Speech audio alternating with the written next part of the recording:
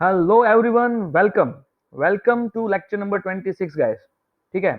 आज के लेक्चर में हम मॉडर्न फिजिक्स के बारे में बात करने वाले हैं और मॉडर्न फिजिक्स की शुरुआत करेंगे dual nature of radiation and matter में।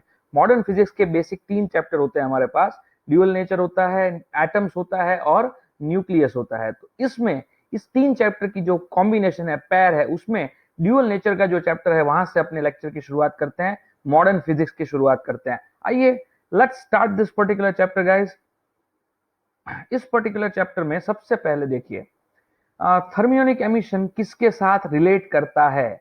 इसमें से थर्मियोनिक एमिशन में होता क्या है पहले तो थर्मियोनिक एमिशन में क्या होता है कि कोई भी मेटल की सरफेस से अगर आप इलेक्ट्रॉन को रिमूव करना चाहते हो तो इलेक्ट्रॉन को क्या करना पड़ेगा, आपको एनर्जी देनी पड़ेगी। जैसे ही एनर्जी दोगे तो इलेक्ट्रॉन बाहर आ जाएगा। लेकिन अगर ये एनर्जी आप हीट एनर्जी के फॉर्म में देते हो तो ऐसे एमिशन को क्या कहते हैं, थर्मियोनिक एमिशन कहते हैं। थर्मियोनिक एमिशन में इलेक्ट्रॉन अपनी मेटल सरफेस से बाहर निकल के दूसरे मीडियम में ट्रांसफर हो जाता है। मतलब यहाँ पे इलेक्ट्रॉन का ट्रांसफर हो रहा है। तो मतलब कोई चीज एक जगह से दूसरी जगह पे जा रही है। तो देखिए, कंडक्शन, कन्वेक्शन, रेडिएशन और ये तीनों 3 चीज में मॉलिक्यूल एक जगह से दूसरी जगह पे ट्रांसफर किस में होता है भाई, कन्वेक्शन में होता है। मॉलिक्यूल एक जगह से दूसरी जगह पे ट्रांसफर होते हैं, वो कन्वेक्शन के अंदर होते हैं। और इसलिए हम थर्मियोनिक एमिशन को कन्वेक्शन के साथ कोरिलेट कर सकते हैं। चलो, minimum energy required minimum energy required for electron emission from metal surface can be supplied to free electrons. मतलब फ्री इलेक्ट्रॉन को बाहर निकालना है तो कौन कौन से तरीके से हम एनर्जी उसको दे सकते हैं।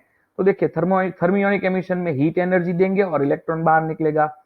फील्ड एमिशन में हम क्या करेंगे, मेटल को इलेक्ट्रिक फील्ड के अंदर रखेंगे और वो इलेक्ट्रिक फील्ड क्या करेगा, इलेक्ट्रॉन के ऊपर फोर्स लगाएगा और इलेक्ट्रॉन को बाहर निकाल देगा। फोटो इलेक्ट्रिक एमिशन में लाइट एनर्जी प्रोवाइड करेंगे सफिशिएंट फ्रीक्वेंसी वाली, तो जाके क्या होगा, इलेक्ट्रॉन बाहर निकल जाएगा। तो मतलब इस पर्टिकुलर केस में ये तीनों 3 मेथड सही मेथड है and that's why our answer would be all of this. देखिए यहाँ पे metal surface ejects electron when hit by green light. देखो यहाँ पे पहले ग्रीन लाइट से क्या किया जाता है, हिट किया जाता है, ग्रीन लाइट अप्लाई की जाती है मेटल पे और इलेक्ट्रॉन बाहर निकल जाता है। Okay, but none with when hit by yellow light, मतलब येलो लाइट से इलेक्ट्रॉन बाहर नहीं निकलता है। तो पहले अपना ध्यान से देखिए यहाँ पे, विबग्योर क्या होता है, मैं उल्टा लिख रहा हूँ, विबग्योर ये होता है violet, indigo, blue, green, yellow, orange और रेड। और इसके आगे होता है इंफ्रारेड और उसके बाद होता है अल्ट्रा वायलेट।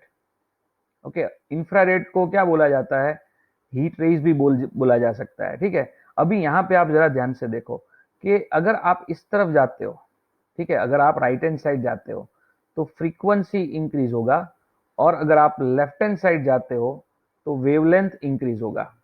ठीक है, लेफ्ट हैंड साइड जाते हो तो वेवलेंथ इंक्रीज होगा। अब यहाँ पे इलेक्ट्रॉन को अगर आपको एमिट करना है, if you want to emit electron from certain place, कोई मेटल में से इलेक्ट्रॉन को एमिट करना है तो आपको सफिशिएंट अमाउंट ऑफ फ्रीक्वेंसी वाला लाइट अप्लाई करना पड़ेगा। यहाँ पे ऐसा दे दिया है, ग्रीन बेसिकली जो लाइट है वो इलेक्ट्रॉन को एमिट कर सकती है, तो ग्रीन कर सकती है। और ग्रीन के बाद ये सारी ब्लू, इंडिगो, वायलेट, अल्ट्रावायलेट, ये सब क्या कर सकते हैं, उस लाइट को एमिट कर सकते हैं, मतलब इलेक्ट्रॉन को एमिट कर सकते हैं। लेकिन ग्रीन से पहले जो येलो है, ऑरेंज है, रेड है, इंफ्रारेड है, उसकी वेवलेंथ ज्यादा है लेकिन उसकी फ्रीक्वेंसी क्या होगी, कम होगी। तो ऐसे सिचुएशन में इट इज बेटर, सॉरी, अगर इलेक्ट्रॉन को एमिट करना है तो 4 ऑप्शन में से सही ऑप्शन होगा ब्लू लाइट, क्योंकि ग्रीन के बाद देखो ब्लू आता है। ब्लू से भी कर सकते हो, इंडिगो से भी कर सकते हो, वायलेट से भी कर सकते हो, अल्ट्रावायलेट से भी कर सकते हो। सिर्फ इतना देखना है कि फ्रीक्वेंसी किसकी ज्यादा है। जिसकी फ्रीक्वेंसी ज्यादा होगी ऐसी लाइट आप लो। मतलब ग्रीन से ज्यादा फ्रीक्वेंसी वाली लाइट चलेगी, ग्रीन से कम फ्रीक्वेंसी वाली लाइट नहीं चलेगी। ठीक है, चलो अभी क्या करना है, यहाँ पे नेक्स्ट आगे बढ़ते हैं। Which of the following statement is correct regarding photo electric experiment. Photo electric experiment में के लिए इसमें से कौन सा स्टेटमेंट सही है। देखो, photo current increases when intensity of light increases with intensity of light, ये सही है। फोटो करंट जो होता है, देखो ये फोटो इलेक्ट्रिक इफेक्ट का एक्सपेरिमेंट है, उसके कुछ कंक्लूजन्स मैं दिखाता हूँ। Conclusions, of experiments of photoelectric effect. तो पहला कंक्लूजन क्या है कि फ्रीक्वेंसी अगर इंक्रीज या डिक्रीज होती है तो क्या होता है, एनर्जी ऑफ इलेक्ट्रॉन जो होता है ना वो इंक्रीज या डिक्रीज होता है। ठीक है। दूसरा, इंटेंसिटी अगर इंक्रीज या डिक्रीज होती है तो number of electrons and number of electrons increase decrease होंगे। और क्या, ये intensity. Okay, number of electron increase decrease होंगे and photo electric current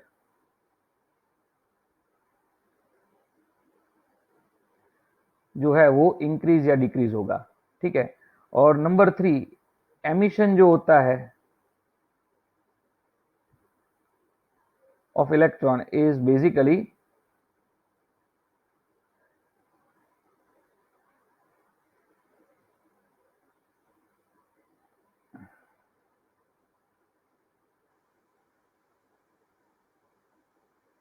emission of electron is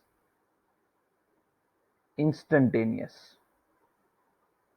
चलो, ये उसके रिजल्ट्स है। ठीक है। अब इस रिजल्ट्स के हिसाब से आप देखो तो यहाँ पे जो पहला रिजल्ट है, photo current increases with intensity of light, तो ये सही है, इंटेंसिटी बढ़ाओगे तो फोटो करंट बढ़ जाएगा।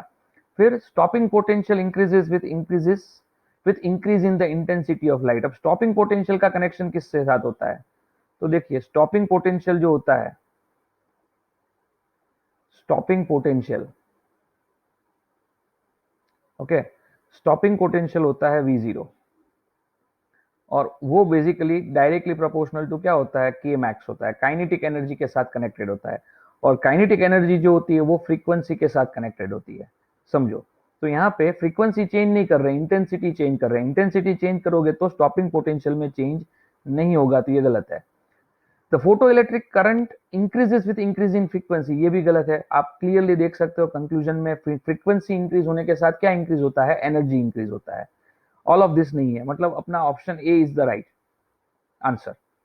Now photo electric effect, photo current किसके ऊपर डिपेंड करता है, तो हमने अभी देखा फोटो करंट जो होता है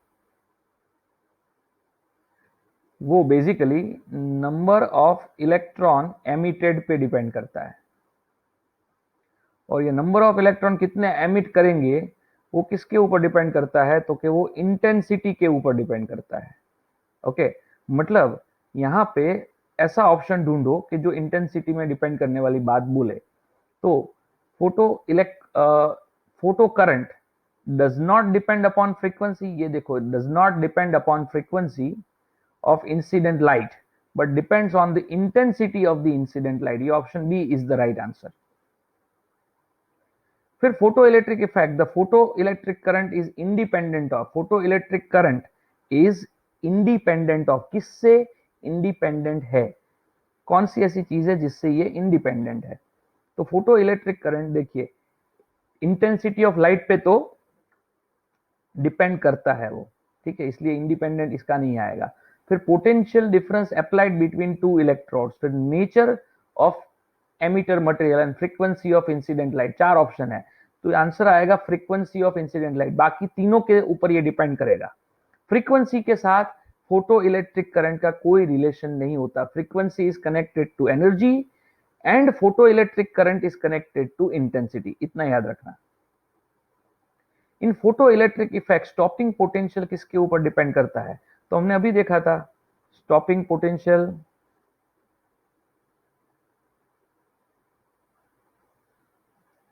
काइनेटिक एनर्जी पे डिपेंड करता है और काइनेटिक एनर्जी फ्रीक्वेंसी पे डिपेंड करती है, तो यहां पे आएगा फ्रीक्वेंसी। और इसके साथ साथ नेचर ऑफ एमिटर मटेरियल, ये दोनों पे डिपेंड करेगा, मतलब ए और बी, मतलब ऑप्शन अपना जो सही होगा that right option will be D. ठीक है, क्यों यहाँ पे नेचर ऑफ एमिटर मटेरियल पे, क्योंकि अलग अलग मटेरियल होंगे तो उसका अलग अलग क्या होगा, वर्क फंक्शन होगा, अलग अलग वर्क फंक्शन होगा तो उसकी अलग अलग थ्रेशोल्ड फ्रीक्वेंसी होगी। और थ्रेशोल्ड फ्रीक्वेंसी मतलब minimum frequency which is required to emit electron, electron को रिमूव करने के लिए जो कम से कम फ्रीक्वेंसी चाहिए उसको क्या कहते हैं, थ्रेशोल्ड फ्रीक्वेंसी कहते हैं। तो मटेरियल टू मटेरियल ये थ्रेशोल्ड फ्रीक्वेंसी क्या हो जाएगी, बदल जाएगी। इसलिए थ्रेशोल्ड फ्रीक्वेंसी पे डिपेंड करता है और इंसिडेंट लाइट की फ्रीक्वेंसी पे डिपेंड करता है ये चीज। ठीक है, इतना समझ लीजिएगा परफेक्टली। चलो अभी आगे बढ़ते हैं। In a photoelectric experiment, if both intensity and frequency of incident light are doubled, frequency भी डबल कर देते हैं, इंटेंसिटी भी डबल कर देते हैं। तो फ्रीक्वेंसी डबल किया, इंटेंसिटी डबल कर दिया। तो फ्रीक्वेंसी डबल करने से एनर्जी ऑफ एमिटेड इलेक्ट्रॉन क्या हो जाएगा, डबल हो जाएगा। और साथ साथ में इंटेंसिटी डबल करोगे अगर आप, तो क्या होगा, इंटेंसिटी अगर आप डबल करोगे तो क्या होगा, तो यहां पे फोटो करंट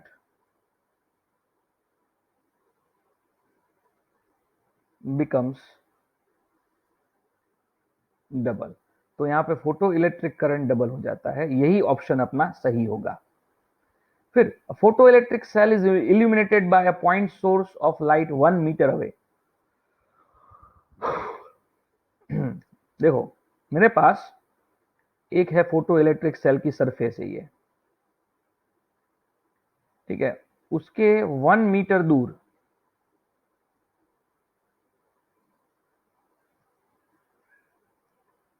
यहां पे, उसके 1 मीटर दूर इस पर्टिकुलर पोजीशन पे, ओके, कोई पॉइंट सोर्स रखा हुआ है। तो उस पॉइंट सोर्स को अब 1 मीटर की जगह पे कहां पे ले जा रहे हैं भाई, हम उसको 2 मीटर डिस्टेंस पे ले जा रहे हैं। मतलब हमने क्या कर दिया, डिस्टेंस को डबल कर दिया। अब आप जानते हो for spherical source, point source spherical होता है, for spherical source intensity is directly proportional to 1/r²। मतलब अगर आप r को डबल करो, देखिए जैसे आपने किया 1 से 2 किया, मतलब आपने r को क्या कर दिया, 2r कर दिया। r को डबल करो तो इंटेंसिटी क्या हो जाएगी, इंटेंसिटी बिकम्स I/4। इंटेंसिटी कितनी हो जाएगी, 1/4 टाइम्स हो जाएगी। एंड देयरफॉर ये फोटो इलेक्ट्रिक करंट जो होगा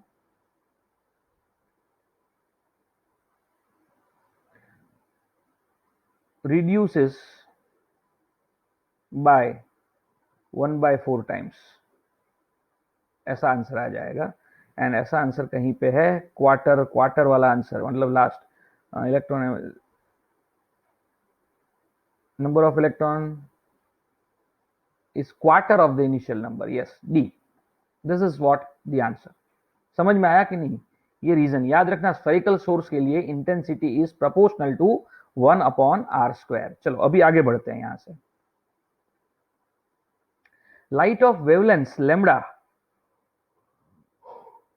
light of wavelength lambda falls on metal having work function hc by lambda 0। ठीक है, वर्क फंक्शन दे दिया है, work function is hc by lambda 0 and therefore यहां से मुझे पता चलेगा कि थ्रेशोल्ड वेवलेंथ क्या होगी। तो थ्रेशोल्ड वेवलेंथ हो जाएगी lambda 0, threshold wavelength is lambda 0, right. तो अगर मुझे इलेक्ट्रॉन का एमिशन करना है तो क्या करना पड़ेगा, तो टू एमिट इलेक्ट्रॉन light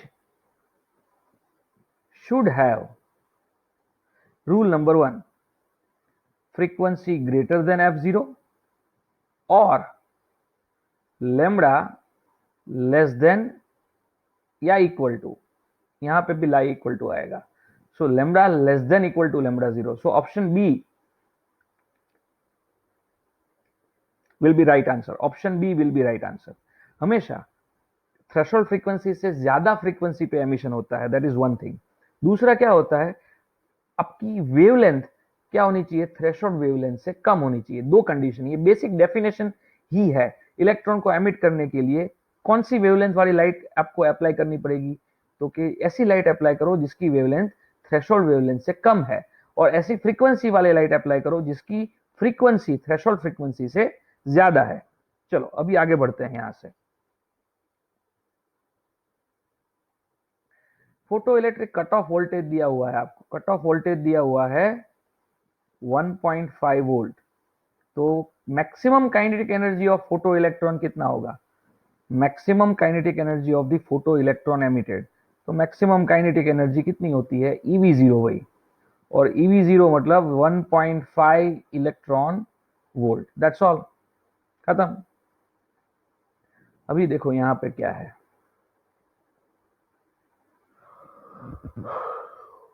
इस ग्राफ को देखो, इस ग्राफ को देख के आपको डिसाइड करना है चार ऑप्शन में से क्या सही होगा।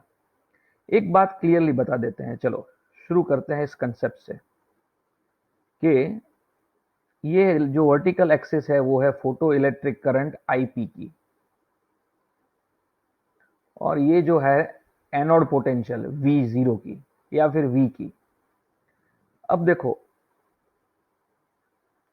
मैं F1 जितनी फ्रीक्वेंसी वाले लाइट, जो डेफिनेटली थ्रेशोल्ड फ्रीक्वेंसी से क्या है, ज्यादा है, तो थ्रेशोल्ड फ्रीक्वेंसी से ज्यादा फ्रीक्वेंसी वाली लाइट अप्लाई करूंगा तो क्या होगा कि जब तक ये एनोड पोटेंशियल जीरो नहीं हो जाता तब तक तो करंट कांस्टेंट रहेगा, लेकिन जैसे ही एनोड पोटेंशियल बेसिकली नेगेटिव होना शुरू करेगा, ये करंट क्या होता जाएगा, डिक्रीज हो जाएगा, और फाइनली,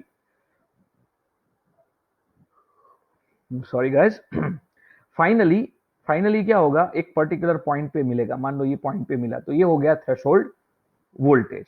अगर मैं कोई दूसरी फ्रीक्वेंसी लेता हूं विच इज ग्रेटर देन, ये मैंने F1 के लिए ड्रॉ किया, अब F1 के बाद कोई ऐसी दूसरी फ्रीक्वेंसी जो F1 से बड़ी है, that is basically what, F2।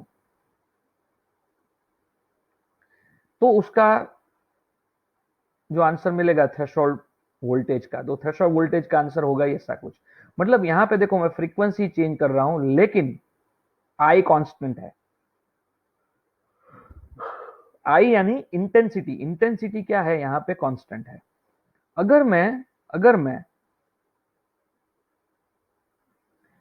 I1 जितनी इंटेंसिटी वाली लाइट अप्लाई करूं तो ये ग्राफ कुछ ऐसा आएगा, थ्रेशोल्ड वोल्टेज 0। अब I1 की जगह पे I2 जितनी इंटेंसिटी वाला ग्राफ यूज करूं, यहाँ पे I2 is greater than I1 है, इसलिए देखो फोटो इलेक्ट्रिक करंट क्या हो गया, I1 पे जितनी वैल्यू मिलती थी उससे अब ज्यादा वैल्यू मिल रही है। अब क्या होता है, ग्राफ कुछ ऐसा ही आएगा। देखो यहाँ पे क्या हो गया, फ्रीक्वेंसी कांस्टेंट है, फ्रीक्वेंसी कांस्टेंट हो तो थ्रेशोल्ड वोल्टेज नहीं बदलता, और अगर इंटेंसिटी कांस्टेंट है तो, इंटेंसिटी कांस्टेंट है तो IP यानी फोटो इलेक्ट्रिक करंट में कोई चेंज नहीं आता। अपना इस ग्राफ देखो, इस ग्राफ को देखो तो पता चलेगा, क्या पता चलेगा इस ग्राफ से, देखो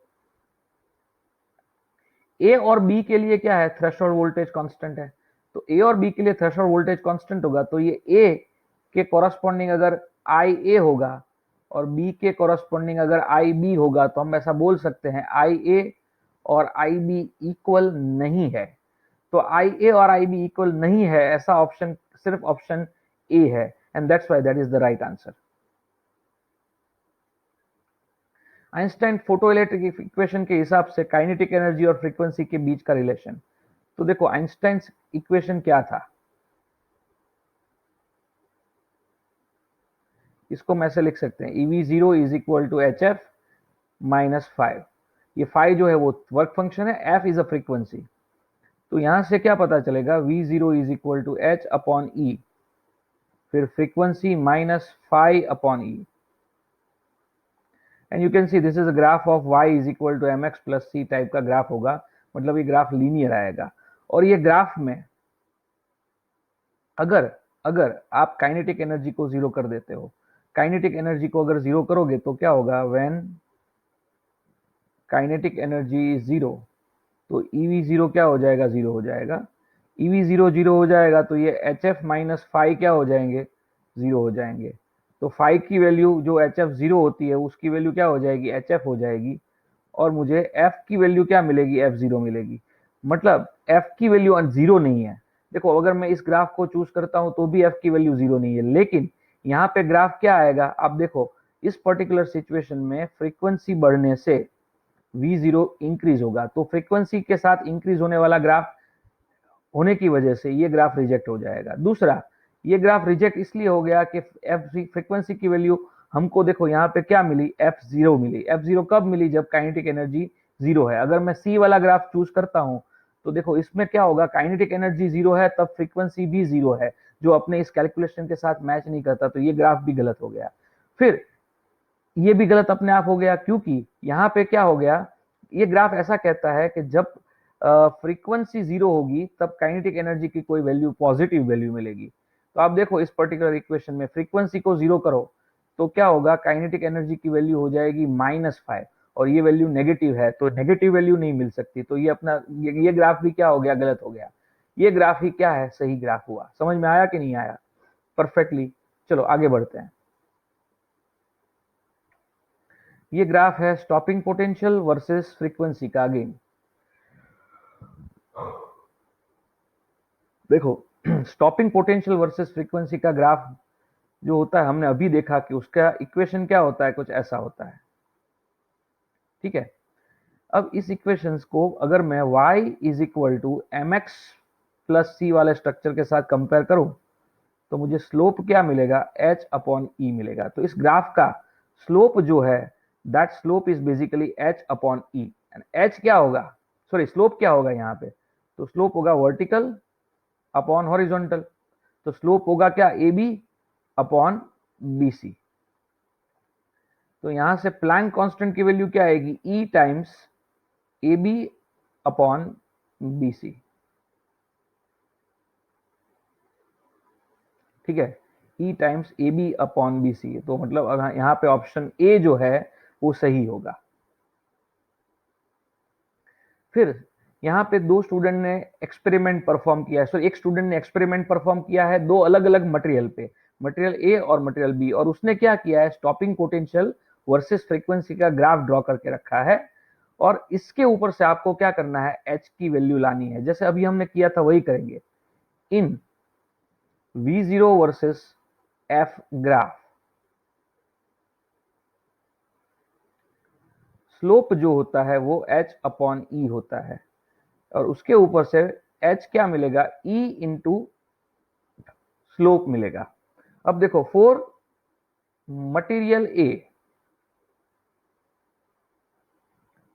फॉर मटेरियल ए ओके क्या होता है, देखो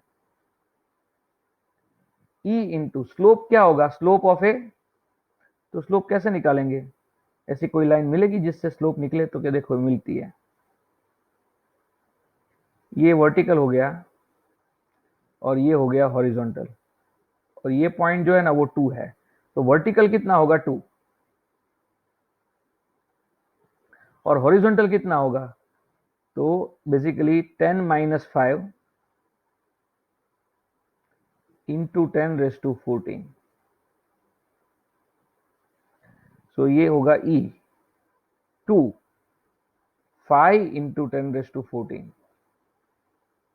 ठीक है, ये आंसर आ जाएगा, और यहां पे E का वैल्यू होगा 1.6 into 10⁻⁻19 multiplied by 2 divide by क्या होगा, 5 इंटू 10⁻14। चलो क्या करेंगे यहाँ पे, तो इसका जो आंसर आएगा वो निकालना है। मैं ऊपर नीचे क्या कर देता हूँ, 2 से मल्टीप्लाई कर सकता हूँ। तो देखो ऊपर नीचे 2 से मल्टीप्लाई करने का फायदा क्या है, ये 5 टू क्या हो जाएगा 10, 10 और 10⁻14 नीचे क्या बना देंगे, 10⁻15 बना देंगे, और ये 2 टू 4, 4 इंटू 16 क्या होगा, 6.4 इंटू 10⁻⁻19। सो ये हो जाएगा 6.4 इंटू 10 बेसिकली क्या हो जाएगा, ये 15 हो जाएगा, सॉरी, और ये -34 आ जाएगा। ठीक है, देखो यहाँ 10⁻5 नहीं था, ये 14 ऊपर जाएगा, तो ये बेसिकली सो 5 टू 10, देखो ये 5 है, ये 2 है, 5 टू 10, 10 इंटू 10⁻14 आपको क्या देगा, 10⁻15 देगा। तो आपका आंसर आ गया, h का वैल्यू आ चुका है 6.4 into 10⁻34 joule second. Material A के लिए। मटेरियल बी के लिए स्लोप कैसे निकालोगे? तो देखो मटेरियल बी के लिए स्लोप कुछ ऐसे निकालते हैं, सॉरी यहां पे आएगा ये लाइन, तो ये स्लोप यहां से निकल जाएगा। ये वर्टिकल क्या होगा 2.5 होगा, और ये हॉरिजॉन्टल तो वही होगा जो हमारा था। तो यहाँ इस पर्टिकुलर प्रॉब्लम को आपको खुद करना है। चलो जल्दी से फटाफट करो और इसका आंसर निकाल के लेके आओ। मैं तो सिर्फ डायरेक्ट आंसर ही लिख रहा हूँ। क्यों डायरेक्ट लिख रहा हूँ भाई? क्योंकि यहाँ पे 6.4 सिर्फ एक ही आंसर है, इसलिए ऑप्शन बी। देखो when the photons of energy h nu जितनी एनर्जी वाला फोटोन फॉल होता है फोटो सेंसिटिव मेटेलिक सरफेस पे, जिसका वर्क फंक्शन है एच न्यू जीरो, तो ऐसे सिचुएशन में आइंस्टाइन इक्वेशन वैलिड है।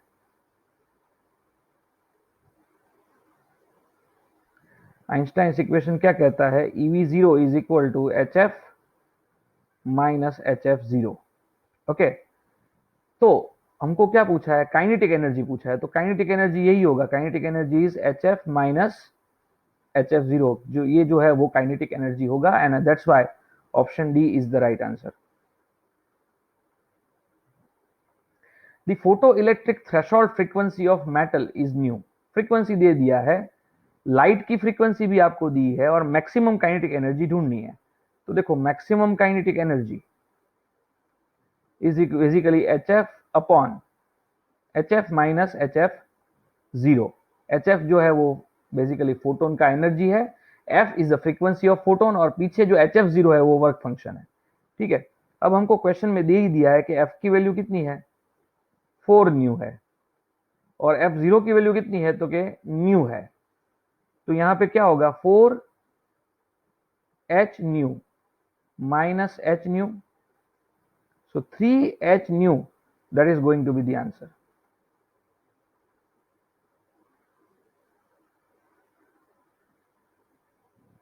3h new is going to be the answer. समझ में आया कि नहीं आया? सिंपल सा फॉर्मूला लगाना है, आंसर आ ही जाएगा। Photoelectric emission occurs only when the incident light has more than certain minimum frequency. Certain minimum frequency, कम से कम फ्रीक्वेंसी से ज्यादा, threshold frequency is the minimum frequency, उस फ्रीक्वेंसी से ज्यादा फ्रीक्वेंसी वाली लाइट जब आप अप्लाई करोगे तभी जाके क्या होगा? इलेक्ट्रॉन का एमिशन होगा। उसके बाद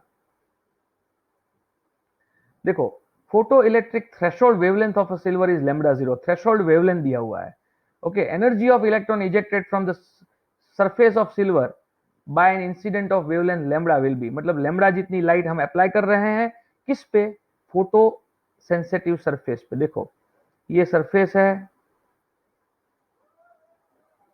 λ0 क्या है? तो कि λ0 उसका थ्रेशोल्ड वेवलेंथ है, उसका थ्रेशोल्ड वेवलेंथ है। अब क्या करेंगे?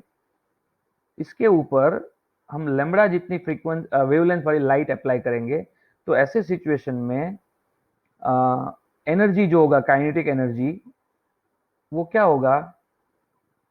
हम जानते हैं फॉर्मूला HF माइनस HF0, तो HC by lambda minus HC by λ0। तो यहां पे HC कॉमन निकाल दो, 1 upon lambda minus 1 upon λ0।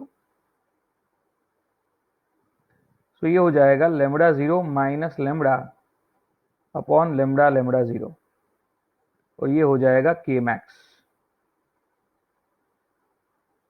That's all, answer आ चुका है एनर्जी का। कौन सा ऑप्शन है? देखो चेक करो, ऑप्शन डी, ठीक है ना? Option D will be the right answer. That perfectly understood? समझ में आया कि नहीं आया भाई? जल्दी बताओ। हाँ यार, मुझे बताते जाओ। चलो समझ में आया कि नहीं आया? सिर्फ आइंस्टाइन इक्वेशन हम यहां पे यूटिलाइज कर रहे हैं। देखो photon of energy E ejects a photo electron from a metal surface whose work function is phi। Metal surface है, वर्क फंक्शन ऐसा कुछ आया तो Einstein equation is always valid. चलो यहाँ पे उस आइंस्टाइन इक्वेशन में एनर्जी का फॉर्मूला दिया हुआ है। एनर्जी का फॉर्मूला कितना है? एनर्जी का फॉर्मूला होता है बेसिकली HF माइनस 5। ठीक है, ये होता है एनर्जी का फॉर्मूला। तो उसके ऊपर से हमको क्या पूछा है? If the electron enters in the uniform electric field. अब ये इलेक्ट्रॉन जो इजेक्ट हुआ है फोटो इलेक्ट्रिक इफेक्ट की वजह से, वो इलेक्ट्रॉन मैग्नेटिक फील्ड के अंदर उसके परपेंडिकुलर डायरेक्शन में एंटर होता है तो उसकी रेडियस क्या होगी? तो हम जानते हैं रेडियस का फॉर्मूला, जब कोई भी इलेक्ट्रॉन मैग्नेटिक फील्ड के अंदर परपेंडिकुलर एंटर होता है तो वो सर्कुलर पाथ पे मूव करेगा और उस सर्कुलर पाथ की रेडियस कितनी होती है? तो कि mv अपॉन qb। चलो यहां पे mv क्या होगा? Under root twice M E होगा। ऐसा कैसे हो गया कि आप सब जानते हो कि एनर्जी जो होता है ना वो पी स्क्वायर अपॉन 2m होता है। सो यहां से पी स्क्वायर क्या हो जाता है? ट्वाइस एम ई हो जाएगा और फिर p का वैल्यू अगर आप रखो तो क्या मिलेगा? Under root twice M E. तो mv की जगह पे under root twice M E मिलेगा, डिवाइडेड बाय क्या आएगा? क्यूबी। डिवाइडेड बाय आएगा क्यूबी। अब बस वैल्यू डालनी है। ई की जगह पे क्या डालोगे?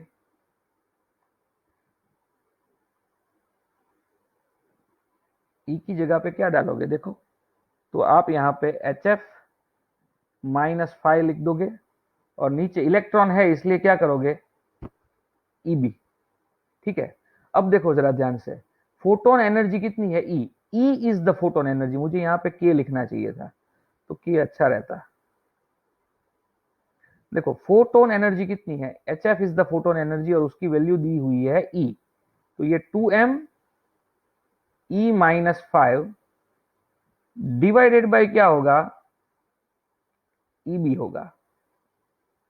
डिवाइडेड बाय ईबी होगा। I hope it's very much clear. ये आंसर आ गया है आपका एंड अपना आंसर जो आया है that is basically option D. Option D is the right answer. चलो यहां पे क्या करेंगे? Two identical photo cathodes receiving the frequency light of frequency ν1 and ν2। ν1 and ν2 ये दोनों फ्रीक्वेंसी है। If the velocities of a photo electron of mass coming out from are v1 and v2, तो इसमें से कौन सा इक्वेशन सही होगा? तो देखो हम ये जानते हैं कि काइनेटिक एनर्जी क्या होती है?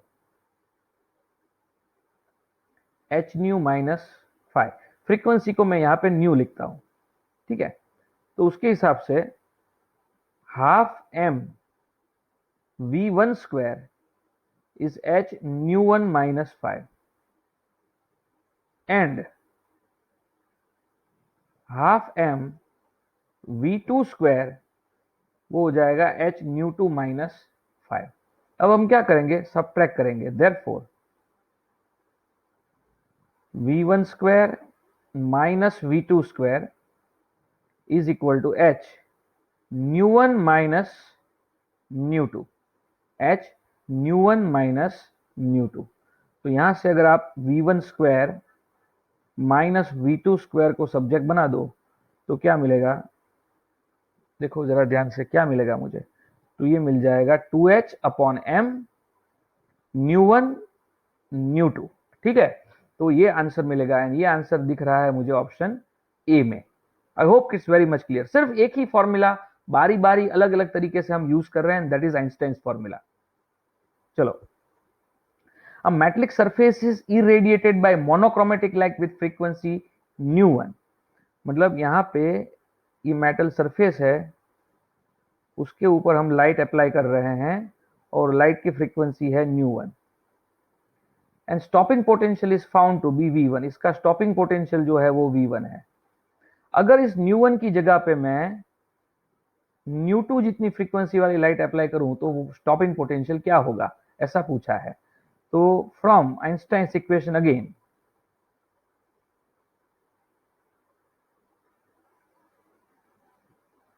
फ्रॉम आइंस्टाइन्स इक्वेशन हम ऐसा बोल सकते हैं कि ev0 is equal to h nu minus 5।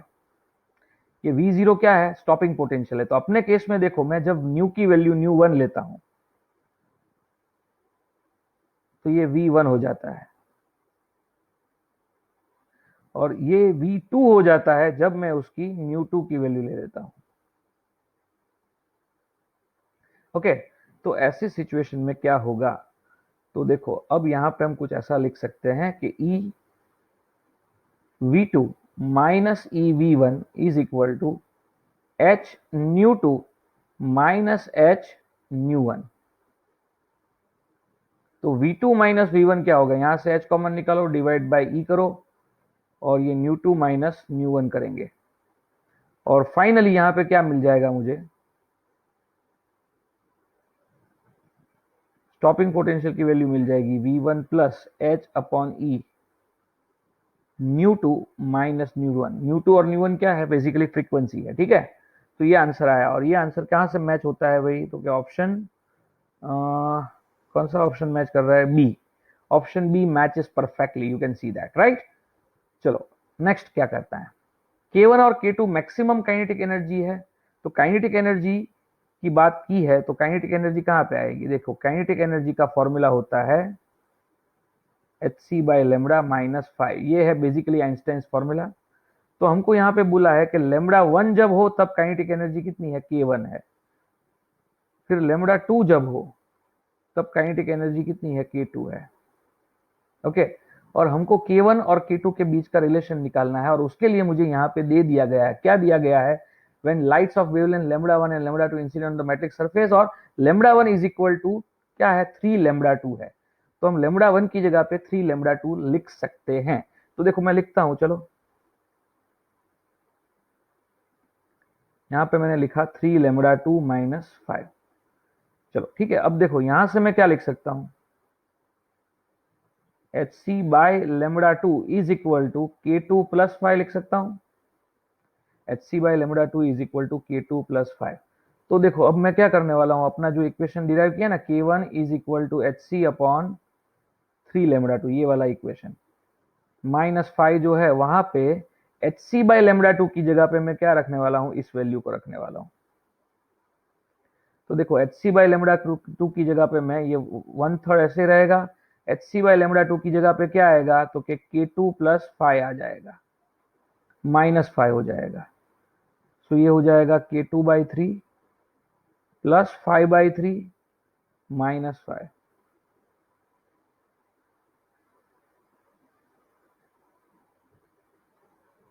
Minus 2 5/3। तो हमको कुछ ऐसा रिलेशन मिला है। तो इस रिलेशन से हम क्या बोल सकते हैं कि K1 is less than K2/3।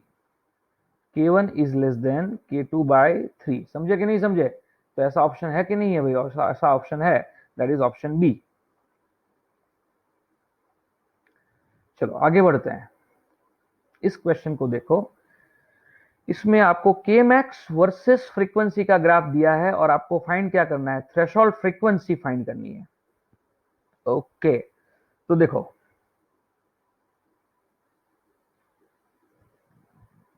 Einstein equation क्या कहता है, आइंस्टाइन इक्वेशन कहता है के max which is EV0 and that is basically HF minus 5। ठीक है, यहाँ पे K max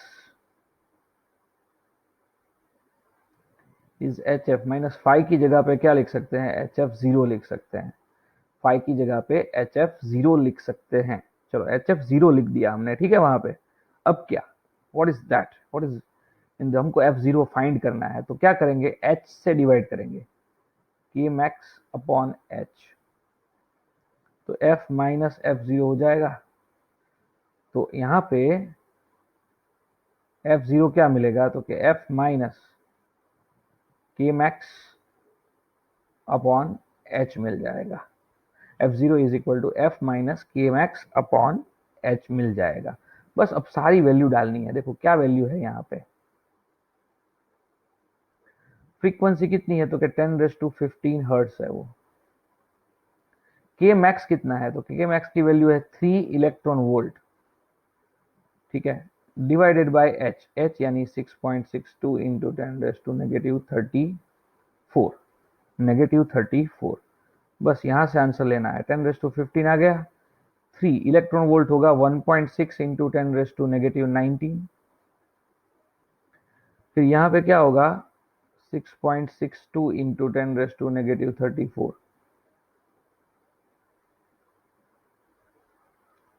इसको सिर्फ सिंप्लीफाई करना है, देखो 10⁻15 माइनस 4.8 अपॉन 6.62, और यहाँ पे आ जाएगा 10⁻15। बस यहाँ से जो भी आंसर मिले वो निकाल लो। चलो निकालो और मुझे जल्दी से बताओ कि क्या आंसर आ रहा है guys. What is the answer, जल्दी से बताओ। चलो I am waiting.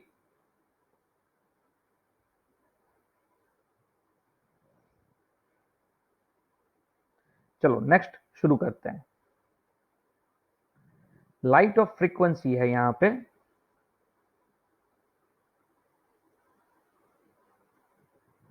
Light of frequency f0 जिसकी वैल्यू है 7.21 इंटू 10⁻14 हर्ट्स। ये फ्रीक्वेंसी f0 नहीं है, मतलब सिर्फ अपने अप्लाइड फ्रीक्वेंसी है। ये है applied frequency f, that is 7.21 into 10⁻14। ये इंसिडेंट होती है मेटल सरफेस पे, और उसकी वजह से इलेक्ट्रॉन जो बाहर आते हैं उसकी मैक्सिमम स्पीड क्या होती है। उसकी इलेक्ट्रॉन जो बाहर आते हैं उसकी मैक्सिमम स्पीड है 6 इंटू 10⁻5 मीटर पर सेकेंड। ठीक है, तो थ्रेशोल्ड फ्रीक्वेंसी मुझे निकालनी है। यहां से थ्रेशोल्ड फ्रीक्वेंसी मुझे निकालनी है। तो फिर से क्या करेंगे, आइंस्टाइन इक्वेशन यूज करेंगे। आइंस्टाइन इक्वेशन वो मुझे देता है हाफ एम वी मैक्स का square is basically h F minus h f zero.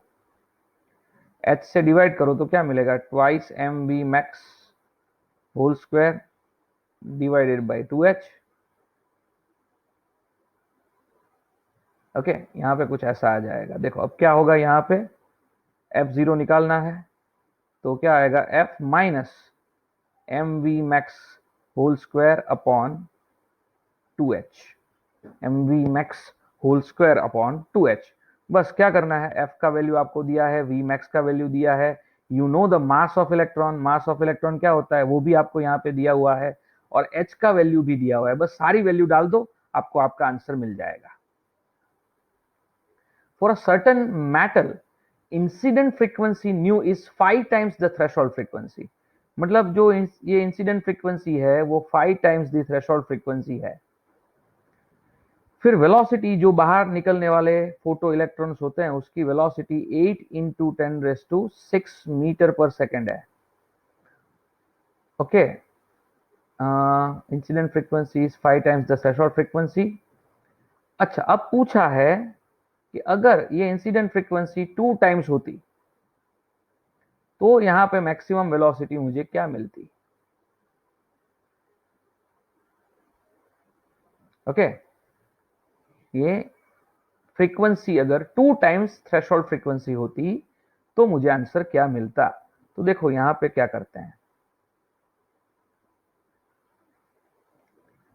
In first case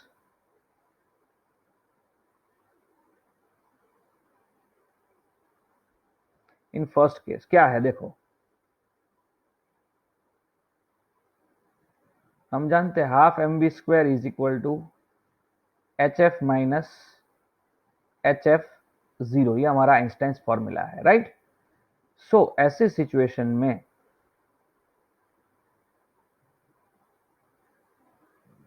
we max का जो स्क्वायर आएगा and that is going to be 2/m h F minus h f zero हो जाएगा। अब f यहां पे frequency कितना दिया है, पहले केस में 5 टाइम्स थ्रेशोल्ड फ्रीक्वेंसी, और यहां पे थ्रेशोल्ड फ्रीक्वेंसी है न्यू जीरो।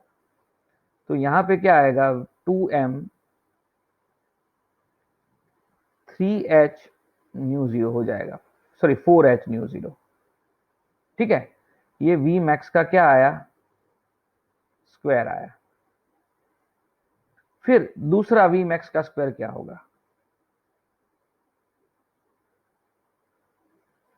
ध्यान से देखना, मैं 4 फिर से लिख देता हूं यहां पे।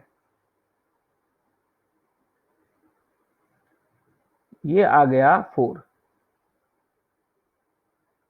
ये पहले केस के लिए हुआ, यानी ये आपको v मैक्स 1 देगा। अब v मैक्स 2 ऐसे ही ढूंढो। चलो वी मैक्स का जो 2 है वैसे ही ढूंढते हैं। एच फ्रीक्वेंसी अब कितनी है, डबल है, तो 2 mu zero minus mu zero, H nu zero sorry, तो यहां पे क्या बचेगा, एच न्यू जीरो बचेगा। ओके, और आगे क्या आएगा, 2/m तो होगा ही होगा भाई, 2/m आप भूल नहीं सकते। तो अब आपको क्या करना है, रेशियो निकालना है, वी मैक्स का स्क्वायर दूसरा और वी मैक्स का स्क्वायर पहला वाला, तो दूसरा वाला वी मैक्स का स्क्वायर कितना है, एच न्यू जीरो 2/m, और यहां पे क्या है, 4 times H nu zero 2/m। Okay, तो बचा क्या है अल्टीमेटली, 1/4 बच गया। ओके, और यहां से मुझे क्या पता चलेगा कि वी मैक्स 2 जो है, दैट इज वी मैक्स क्या हो जाएगा, 1, वी मैक्स 2 जो है वो वी मैक्स 1 हो जाएगा, एंड दैट इज बेसिकली 1/2 हो जाएगा। तो इसके ऊपर से मुझे क्या मिलेगा कि वी मैक्स 2 जो दूसरे केस में होगा वो पहले केस के वी मैक्स की कंपैरिजन में आधा है। तो पहला केस जो है वो कौन सा है, 8 इंटू 10⁻⁶ वाला वेलोसिटी है यहाँ पे, तो डिवाइड बाई 2 करोगे तो 4 इंटू 10⁻⁶ मीटर पर सेकेंड वाली वेलोसिटी मिल जाएगी, and that's the final answer. समझ में आया कि नहीं आया गाइस, ठीक है, जहां ध्यान से समझना है इसको, बहुत ही सिंपल सा है। आप हर बार नहीं, मेजोरिटी ऑफ द टाइम क्या करते हो, आइंस्टाइन फॉर्मूला अप्लाई करते हो। अब देखो, threshold frequency of certain metal, threshold frequency हमको यहां पे देख के रखा हुआ है,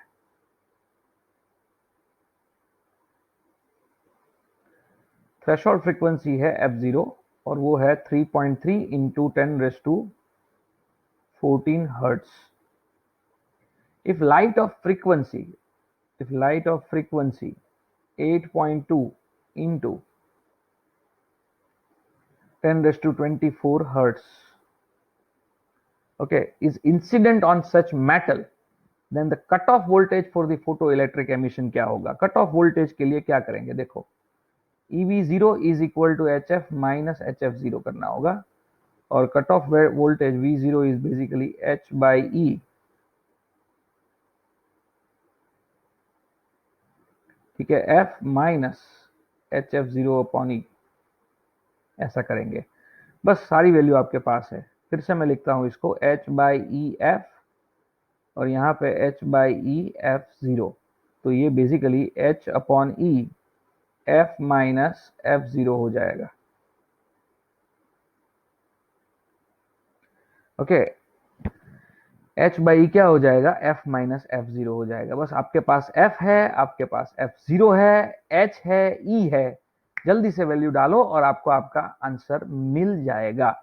समझे कि नहीं समझे परफेक्टली, जल्दी से आंसर निकालो। चलो, उसके बाद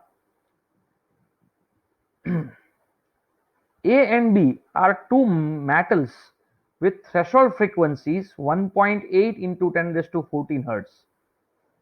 देखो, थ्रेशोल्ड फ्रीक्वेंसी दोनों मेटल की बात है, पहली मेटल है ए, तो उसकी थ्रेशोल्ड फ्रीक्वेंसी होगी F0A, वो है 1.8 इंटू 10⁻14 हर्ट्स। ओके, और दूसरे मेटल की threshold frequency 2.2 into 10⁻14 hertz. Okay, दूसरे की थ्रेशोल्ड फ्रीक्वेंसी है ये। Two identical photons of energy, photon की एनर्जी हमको यहां पे दे के रखी है HF 0.825 इलेक्ट्रॉन वोल्ट, मतलब 0.825 इलेक्ट्रॉन वोल्ट की जगह पे अपने 1.6 इंटू 10⁻⁻19 जूल लिख सकते हैं। ओके, ये हो गया HF। Then photo electrons emitted, कितने फोटो इलेक्ट्रॉन्स एमिटेड होंगे, नंबर ऑफ फोटो इलेक्ट्रॉन ढूंढने हैं भाई, किसमें, अच्छा किसमें से फोटो इलेक्ट्रॉन का एमिशन होगा, sorry sorry sorry, two identical photons हमने ऐसे अप्लाई किए, each are incident on the same plate, then photo electrons are emitted in what, ये ए में से निकलेंगे या बी में से निकलेंगे। बहुत ही सिंपल सा कंसेप्ट है दोस्तों कि अगर हमारा अप्लाई किया गया फ्रीक्वेंसी अगर थ्रेशोल्ड फ्रीक्वेंसी से ज्यादा है तो क्या होगा, एमिशन होगा, अगर कम है तो एमिशन नहीं होगा। तो आपको क्या करना है, देखो आपको फ्रीक्वेंसी निकालना है। फ्रीक्वेंसी कितना होगा, तो कि एनर्जी अपॉन एच। तो हमने एनर्जी निकाल दी है, देखो 0.825 इंटू 1.6 इंटू 10⁻⁻19 और एच क्या होगा, तो कि वो होगा 6.62 इंटू 10⁻⁻, कितना होगा 34। चलो अब इसका रेशियो निकालो और आंसर लाने की कोशिश करो। 0.825 डिवाइडेड बाय 6.62 इंटू 34 ऊपर जाएगा तो 10⁻15 आएगा। ओके, बस इसका आंसर लेके आओ। अगर इसका आंसर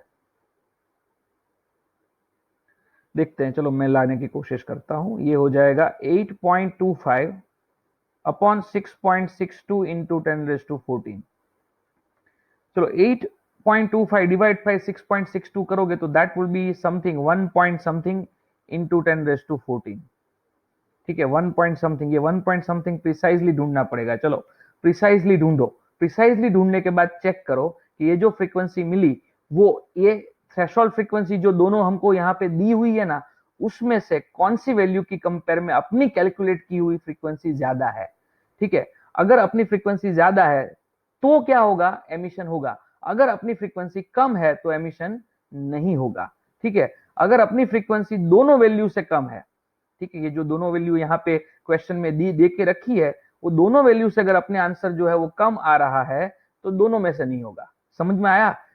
सिंपल कंसेप्ट अप्लाई करो कि अपना अप्लाई किया गया फ्रीक्वेंसी थ्रेशोल्ड फ्रीक्वेंसी से ज्यादा होना चाहिए। अगर ये कंडीशन सेटिस्फाई होती है तो एमिशन होगा, वरना नहीं होगा। देख लो जरा ध्यान से। ठीक है, चलो आगे बढ़ते हैं। The figure shows the stopping potential V0 and frequency nu for two different metallic spheres A and B. तो work function of A is compare to B क्या होगा? देखो वर्क फंक्शन होता है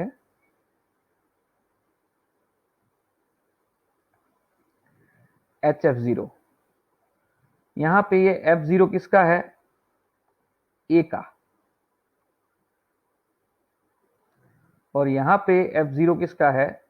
B का। तो हम बोल सकते हैं कि F0A is less than F0B and therefore work function of A is less than work function of B. Simple. Which of the following statements about photon is incorrect?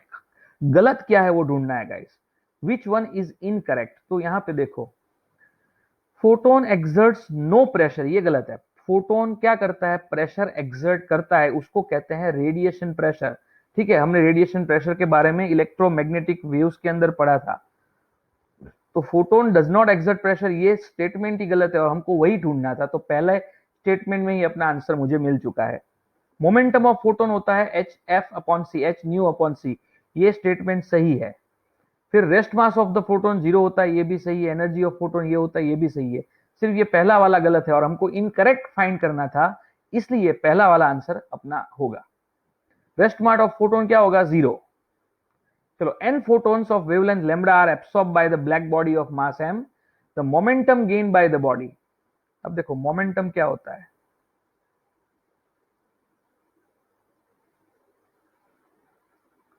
Momentum क्या होता है?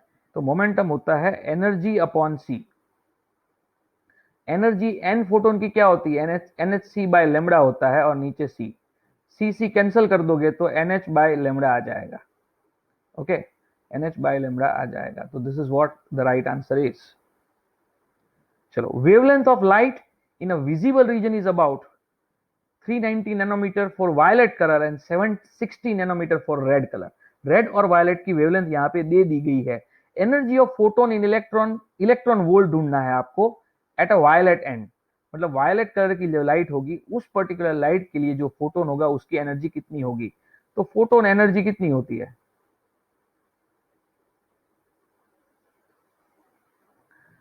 वो होती है एच सी बाय लेमड़ा, ठीक है, H c by lambda. तो अब क्या करेंगे, h यानी 6.62 इंटू 10⁻⁻34, c जानते हो 3 इंटू 10⁻8, और लेमड़ा क्या लेंगे, तो हमको यहाँ पे पूछा है वायलेट की बात है, तो वायलेट का लेमड़ा दिया हुआ है, देखो 390 नैनोमीटर। 390 नैनो मतलब 10⁻⁹9, ठीक है, 390 नैनोमीटर इतना है। बस इससे जो भी आंसर आएगा that will be your answer guys, ठीक है। देखो मैं कैलकुलेशन में यहाँ पे टाइम वेस्ट नहीं कर रहा हूँ, ठीक है। अगर कैलकुलेशन नहीं करूंगा, आप इतनी कैलकुलेशन खुद कर लेते हो, तो क्या होगा, अपना टाइम थोड़ा बचेगा और भी ज्यादा प्रॉब्लम्स हो पाएंगे। अब मोनोक्रोमेटिक लाइट है, उसकी फ्रीक्वेंसी है 6 इंटू 10⁻14 हर्ट्स। मोनोक्रोमेटिक लाइट की फ्रीक्वेंसी दे दी गई है 6 इंटू 10⁻14 हर्ट्स। लेजर लाइट है ये। The power emitted is what, power दिया गया है यहां पे,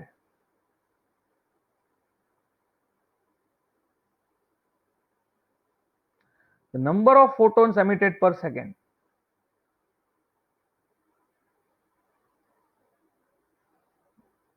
number of photons emitted per second क्या होगा, number of photons emitted per second क्या होगा। देखो क्या करते हैं यहां पे, हम जानते हैं एनर्जी होता है NHc अपॉन लेमड़ा, या फिर होता है NHF, ठीक है। अब क्या करते हैं यहाँ पे, एनर्जी को मैं टाइम से डिवाइड कर देता हूं, नंबर को भी मैं टाइम से डिवाइड कर देता हूं।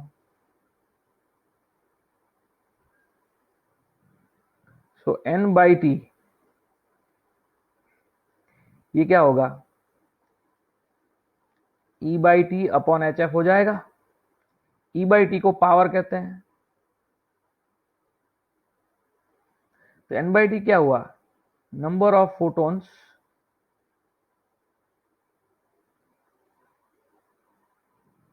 Emitted, number of photons emitted in unit time, क्या होगा, ऐसा कुछ होगा, ठीक है, ऐसा कुछ होगा। तो बस वैल्यू डाल दो, P कहां गया भाई, पावर कितना दिया है, देखो पावर है 2 इंटू 10⁻⁻³ और यहाँ पे 6.62 इंटू 10⁻⁻34 और फ्रीक्वेंसी है 6 इंटू 10⁻14। सो बस वैल्यू डाल दो, आंसर मिल जाएगा। आई होप कि आप समझ रहे हो गाइस, समझ में आ रहा है कि नहीं आ रहा है, जरा बताओ यार। देखो ये सारा प्रॉब्लम ऐसा है ना, बहुत फॉर्मूला डालो आंसर लाओ, फॉर्मूला डालो आंसर लाओ, ठीक है, ऐसे ही सारे क्वेश्चन यहाँ पे आपको मिलेंगे। चलो अब उसके बाद क्या करते हैं देखते हैं। Energy flux of sunlight reaching the surface of earth.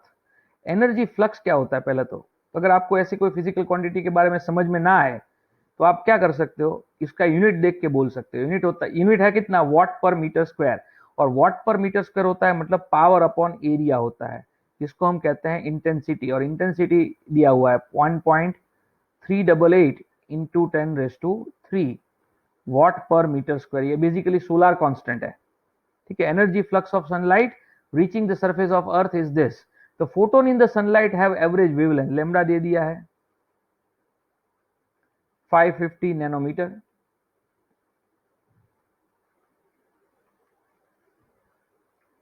550 nanometre यानी 5.5 इंटू 10⁻⁻7, 5.5 इंटू 10⁻⁻7। एक मिनट गाइस, चलो ये लेमड़ा दिया है, इंटेंसिटी दिया है, अब हमको फाइंड क्या, how many photons per square metre are incident on earth per second. मतलब हमको फाइंड करना है number of photons per metre square and per second, ये वैल्यू फाइंड करनी है। चलो ये वैल्यू कैसे निकालते हैं, ई जो होगा वो होगा NHc by lambda, and hence intensity अगर मैं डिफाइन करूं,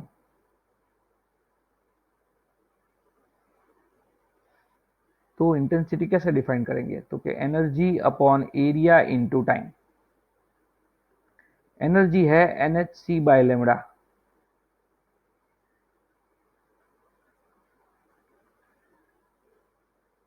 तो कुछ ऐसा आएगा।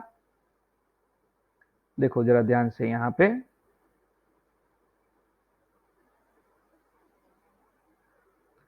मैं फिर से इसको लिख देता हूं।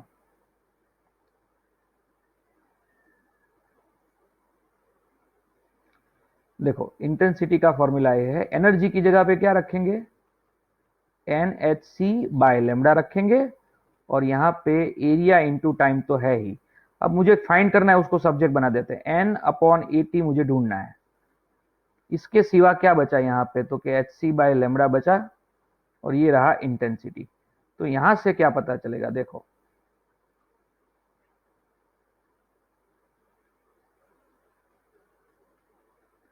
तो I lambda upon HC, I lambda upon HC, ठीक है।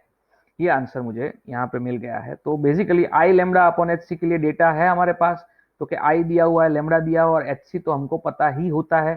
तो बस वैल्यू डालो और आंसर लाओ। चलो I lambda upon h c से आंसर जो भी आएगा that will be your answer guys. चलो, there are two sources of light each emitting with the power 100 watt. Power constant है यहाँ पे, power is a constant quantity, okay. फिर x-ray, one emit x-ray of wavelength, पहले की wavelength दी हुई है λ1, वो 1 नैनोमीटर है। दूसरे की वेवलेंथ है 500 नैनोमीटर।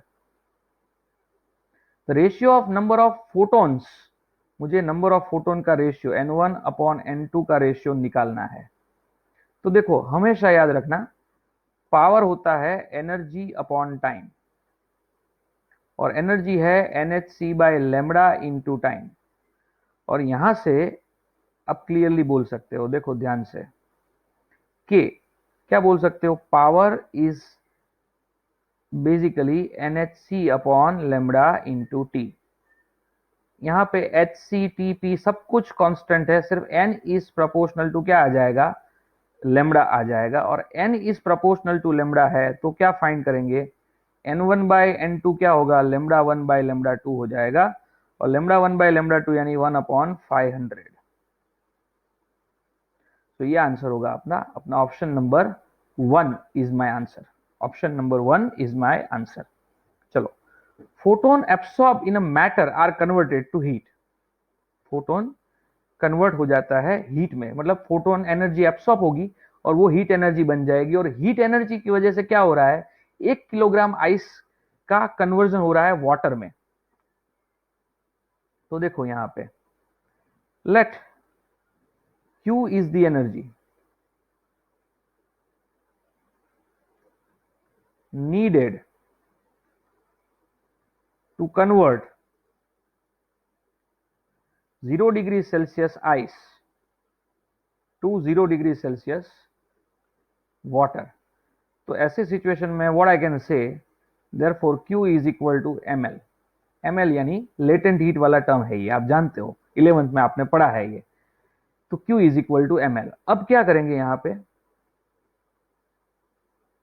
नाउ Q क्या है, तो क्या फोटोन एनर्जी है, और वो होता है NH फ्रीक्वेंसी, या फिर आप फ्रीक्वेंसी को न्यू लिखो तो NH न्यू, ये हो गया फ्रीक्वेंसी का फॉर्मूला। तो यहां पे आप लिख सकते हो NH nu is equal to ml, ठीक है। और यहां पे the time taken for this conversion, यहां से कितना टाइम लगेगा इसको कन्वर्ट होने में, तो ये जो है फोटोन एनर्जी पर सेकेंड है। समझना, मैं ध्यान से समझा रहा हूं, इसको मैं थोड़ा सा चेंज कर रहा हूं। देखो क्या चेंज कर रहे हैं हम, देखो यहाँ पे क्योंकि पर टाइम का रिलेशन पूछा है ना, तो मेरे मेरे इक्वेशन में क्या आना चाहिए, टाइम आना चाहिए। तो देखो टाइम कैसे लेके आते हैं अपने इक्वेशन के अंदर,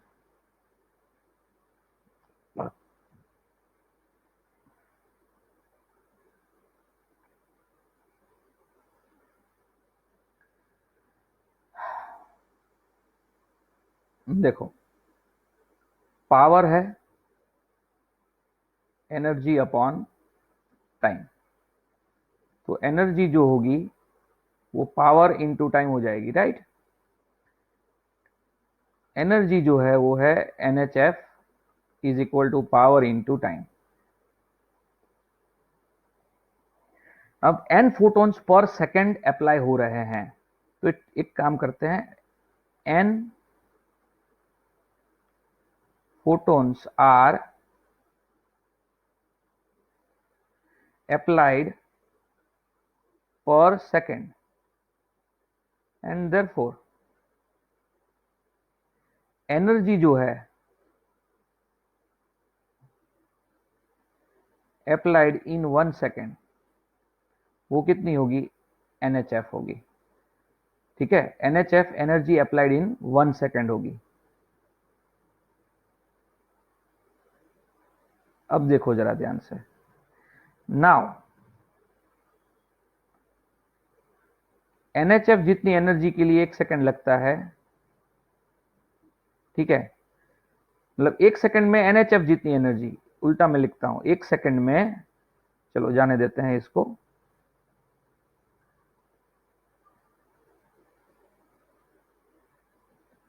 यहां पे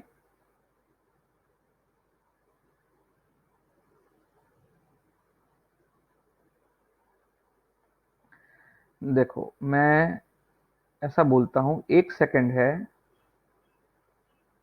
NHF जितनी एनर्जी के लिए, तो T टाइम में मान लो तो कितना एनर्जी होगा, NHF इंटू टी जितनी एनर्जी होगा, और this is going to be capital Q, this is going to be capital Q। क्यों, क्योंकि Q is the amount of energy which is required for conversion, तो ये Q is equal to NHF into t हो गया।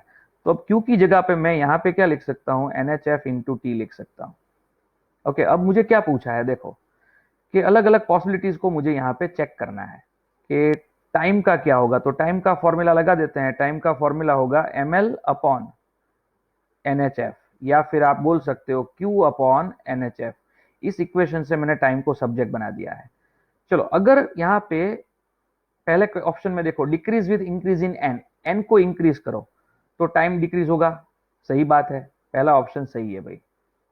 फिर दूसरा, decreases with n fixed and frequency increases, frequency अगर increase करो तो भी ये टाइम क्या होगा, डिक्रीज होगा, तो ये दूसरा भी क्या है अपना सही ऑप्शन है, second is also right option. तीसरा, अगर आप नंबर ऑफ फोटोन और फ्रीक्वेंसी का प्रोडक्ट कांस्टेंट रखते हो तो ये पूरा राइट हैंड साइड वाला टर्म क्या हो जाएगा, कांस्टेंट हो जाएगा, और इसलिए टाइम भी कांस्टेंट हो जाएगा, तो यहां पे भी वही लिखा है, और इसका मतलब है कि सही ऑप्शन क्या हुआ, ऑल ऑफ दिस, सही ऑप्शन हुआ ऑल ऑफ दिस।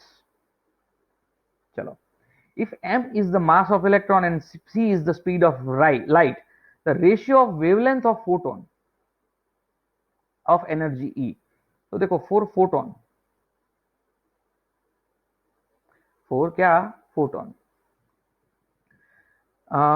वेवलेंथ क्या लिख सकते हैं, लेमडा होगा hc अपॉन ई, वेवलेंथ होगा hc upon E. And electron के लिए बात करते हैं, देखो इलेक्ट्रॉन पार्टिकल है, और पार्टिकल की अगर वेवलेंथ मुझे लिखनी हो तो वो मैं लिखूंगा डी ब्रोगली वेवलेंथ, और डी ब्रोगली वेवलेंथ होगी h अपॉन एम वी। अगर फोटोन के पास एनर्जी E जितनी है तो एम वी की जगह पे अपने ट्वाइस एम ई लिख सकते हैं। याद रखना, डी ब्रोगली वेवलेंथ के अलग अलग फॉर्मूला कुछ ऐसे हैं, देखो h upon p when momentum is given, h upon m v जब वेलोसिटी दिया हो, h upon under root twice m K जब काइनेटिक एनर्जी दिया हो, h upon under root 3m kBt जब टेम्परेचर दिया हो, और h upon under root twice m, मैं ऊपर लिखता हूं, h upon under root twice m QV0 जब आपको पोटेंशियल दिया हो। मतलब ये एक फॉर्मूला, ये दूसरा, फिर यहाँ पे तीसरा फॉर्मूला है ये, उसके बाद ये जो है वो चौथा फॉर्मूला है, और ये ऊपर जो आया that is the fifth formula, right. ये 5 फॉर्मूला है ऐसे, तो 5 फॉर्मूला होते हैं किसके, डी ब्रोगली वेवलेंथ। तो इलेक्ट्रॉन के लिए हम क्या लिखेंगे, ये फोटोन के लिए था और ये इलेक्ट्रॉन के लिए था। अब यहाँ पे क्या बोला है, रेशियो पूछा है, इन दोनों का रेशियो लेते हैं चलो। तो lambda p upon lambda E का रेशियो क्या होगा, H C upon E into h upon ये अंडर रूट क्या होगा, ट्वाइस एम ई होगा, under root twice M E होगा। तो ये एच एच चला जाएगा, एच एच चला जाएगा। यहां पे क्या बचेगा देखते हैं, देखो ये ऊपर की तरफ है रूट टू एम और रूट ई, और नीचे की तरफ है रूट ई इंटू रूट ई, क्योंकि ई है ना, तो ये रूट ई कैंसिल हो जाएगा और आंसर में क्या आएगा, under root twice m upon e. और इसके मतलब क्या हो गया कि option B is the right answer, option B is the right answer. Okay, under root twice m upon e is the option b and that's the right answer. Everyone understandable है सब कुछ। चलो, which phenomenon best supports that theory that matter has a wave nature, sorry, matter के पास wave nature होता है, उसमें से कौन सी चीज आपको एक्सप्लेन करती है सबसे अच्छी तरह से? तो इलेक्ट्रॉन डिफ्रैक्शन भाई, इलेक्ट्रॉन पार्टिकल होता है, वो जब पार्टिकल वेव की तरह बिहेव करता है, ब्रैग रिफ्लेक्शन देखा है, या फिर आपने वो एक्सपेरिमेंट देखा है निकल क्रिस्टल से इलेक्ट्रॉन के डिफ्रैक्शन की बात है। तो यहां से इलेक्ट्रॉन डिफ्रैक्शन जो है that is the best example for which which explains के पार्टिकल जो होता है वो वेव की तरह भी बिहेव कर सकता है। फिर which theory can not explain phenomena of polarization, diffraction, Compton effect, photoelectric effect? Which theory cannot explain? Sorry, which theory नहीं, sorry, wave theory, sorry, my mistake to read. Wave theory इसमें से क्या explain नहीं करती है?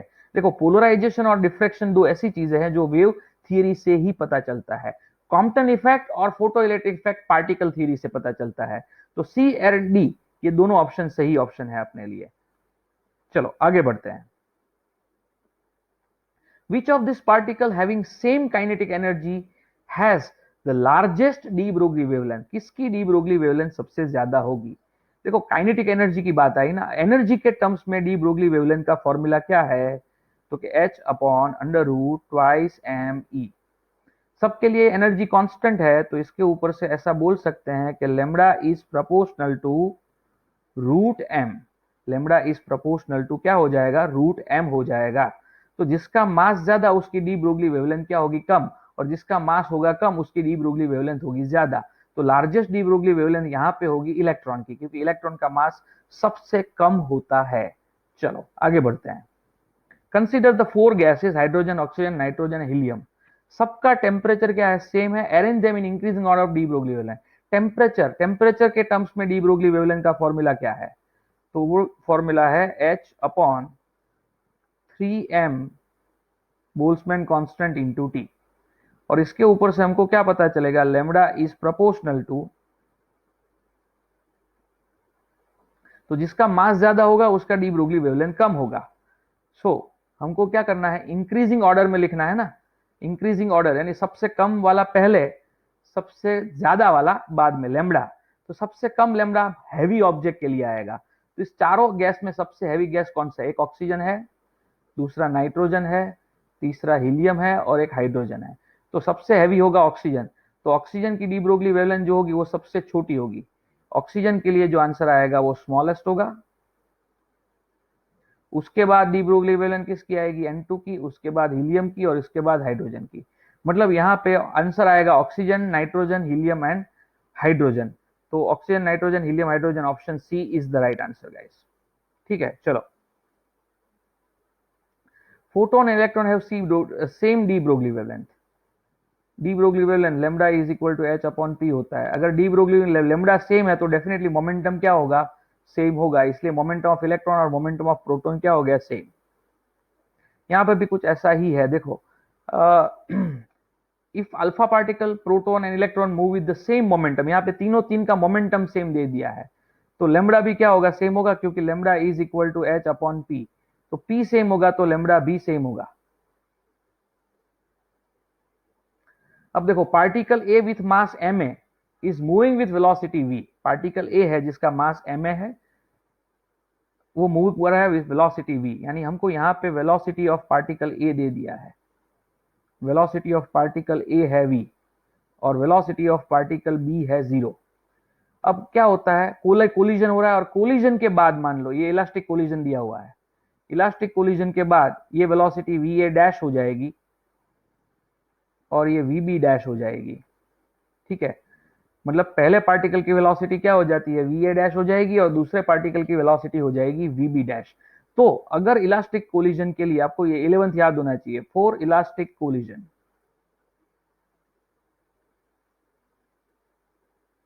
ये v A dash होगा ना, वो कुछ ऐसा होगा m A minus M B upon M A plus M B into v A, और ये होगा twice m A upon M A plus M B into v B. लेकिन ये तो जीरो हो जाएगा और ये हो जाएगा m A minus M B upon M A plus M B into v ऐसा हो जाएगा यहाँ पे वी ए डैश। ठीक है, अब डी ब्रोगली वेवलेंथ में चेंज कितना आता है, तो पहले डी ब्रोगली वेवलेंथ इनिशियल क्या होगी, h upon m v M A v. Change किसका ढूंढना है, देखो change in the de Broglie wavelength of particle A, तो मैं सिर्फ पार्टिकल ए की बात करूंगा, बी की बात नहीं करूंगा। तो initial de Broglie wavelength for particle A was what, h upon M A v. Final de Broglie wavelength क्या हो जाएगी इसकी, एच अपॉन एम ए और ये वी ए डैश हो जाएगा। लेकिन उसकी वैल्यू हमको मिल चुकी है H upon M A, v A dash की जगह पे क्या मिलेगा, m A minus M B, नीचे से ऊपर चले जाएंगे m A plus M B और नीचे क्या मिलेगा, एक और v मिलेगा। तो अब क्या करते हैं, डेल्टा लेमड़ा निकालते हैं।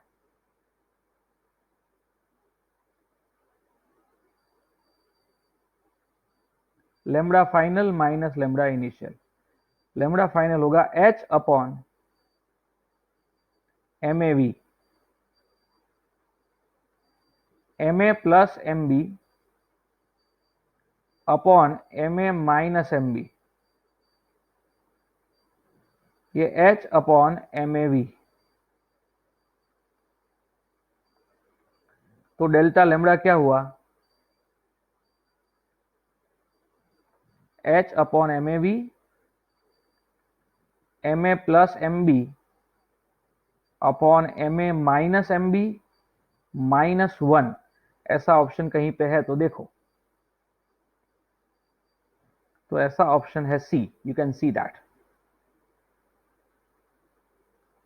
Option c is the same option, right. समझ में आया। लेकिन उसके लिए आपको क्या पता होना चाहिए, ये जो मैंने इक्वेशन डायरेक्टली यहाँ पे लिखा ना भाई, कौन सा इक्वेशन, ये वाले जो दो इक्वेशन लिखे, वो इक्वेशन मैंने 11th स्टैंडर्ड का यूज करके लिखे। ठीक है, उसको याद होना चाहिए। Which of the following figure represents the variation of momentum and lambda, obviously D.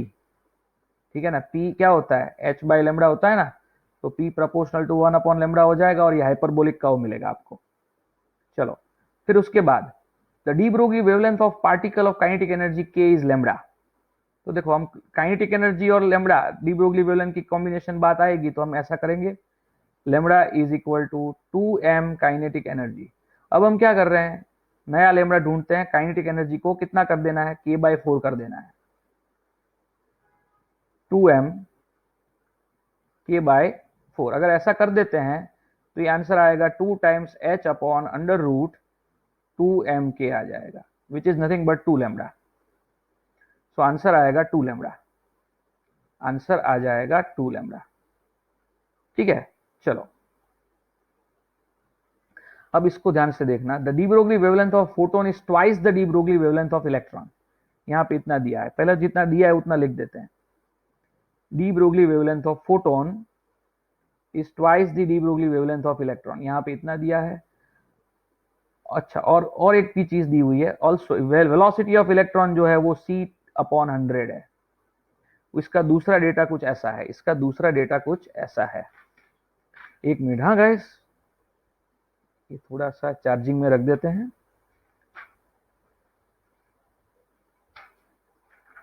ये हो गया चार्जिंग, चलिए ठीक है, चलो हो गया। स्विच लगा देते हैं। Okay, done. अब क्या करना है, देखो ध्यान से देखना है। यहाँ पे ये दो डेटा दिए हुए हैं आपको, the speed of electron V आपको, तो इसमें से क्या सही है या गलत है आपको चेक करना है। पहले तो आपको क्या चेक करना है, एनर्जी ऑफ इलेक्ट्रॉन और एनर्जी ऑफ फोटोन दोनों का रेशियो चेक करना है। दोनों का रेशियो आपको चेक करना है। तो क्या होगा दोनों का रेशियो, लेट्स कैलकुलेट। उसके लिए मैं क्या करता हूं, देखो 4 इलेक्ट्रॉन,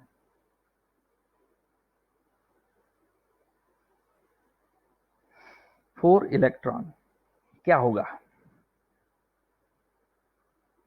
देखो 4 इलेक्ट्रॉन क्या होगा यहाँ पे, डी ब्रोगली वेवलेंथ होगी लेमडा ई, और वो होती है H upon M E V. Okay, H upon M E और वी ई। फिर ई कितना होगा, तो देखो आप ये फॉर्मूला सब जानते हो, H upon under root twice M E. तो उसके ऊपर से दोनों साइड अगर स्क्वायर करोगे तो lambda square is equal to H square upon twice M E आएगा। और अगर आप यहां से ई को सब्जेक्ट बनाते हो तो क्या मिलेगा, देखो h square upon twice M e lambda e का स्क्वायर। ऐसा ये इलेक्ट्रॉन का एनर्जी होगा। ठीक है, अब फोटोन का एनर्जी क्या होता है, 4 फोटोन एनर्जी जो होगा वो होगा H C upon lambda, H सी अपॉन लेमडा फोटोन। लेकिन हम जानते हैं लेमडा फोटोन होता है twice times electron, 2 lambda electron. तो हमारे पास ये ई आ गया, ईपी आ गया। अब ई और ईपी का रेशियो निकालते हैं, चलो। तो ये हो गया h square upon 2 me lambda e का स्क्वायर, और नीचे ईपी एच सी upon twice lambda e. Okay, तो यहां पे क्या है, देखो जो भी कैंसिल होता है वो कैंसिल कर देते हैं, देखेंगे बचता क्या है। तो यहाँ पे 2h बचेगा ऊपर, नहीं 2 नहीं बचेगा, सिर्फ h बचेगा। हाँ, just see and cancel it properly.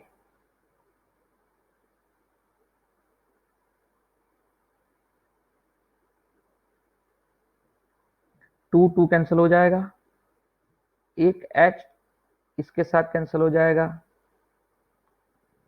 एक लेमडा ई जो है वो यहाँ पे एक लेमडा ई के साथ कैंसिल हो जाएगा। ऊपर बचा h, नीचे क्या बचा, एम ई लेमडा ई और सी, एम ई लेमडा ई और सी, इतना बचा।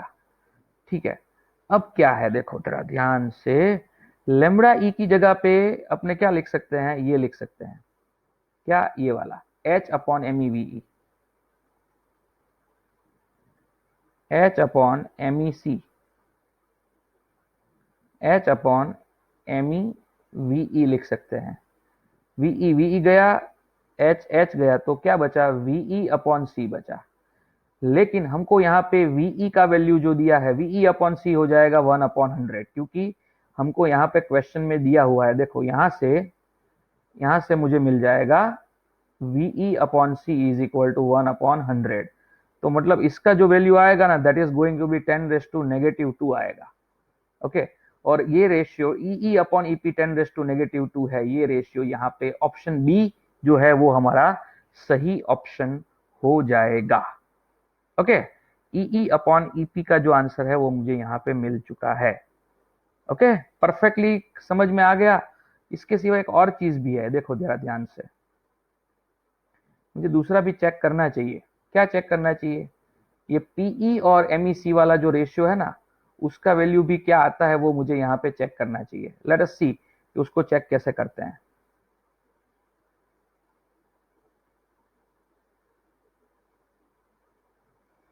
देखो यहाँ पे ऊपर वो जो जगह खाली है ना, वो वहां पे मैं ये बेसिकली कर रहा हूँ। देखो यहाँ पे दिया क्या है, हमारे पास है ऐसा कुछ है, हमारे पास क्या है डेटा में, कैसे करेंगे, पीई चाहिए ना। मोमेंटम चाहिए। चलो मोमेंटम को यूटिलाइज करने की कोशिश करते हैं।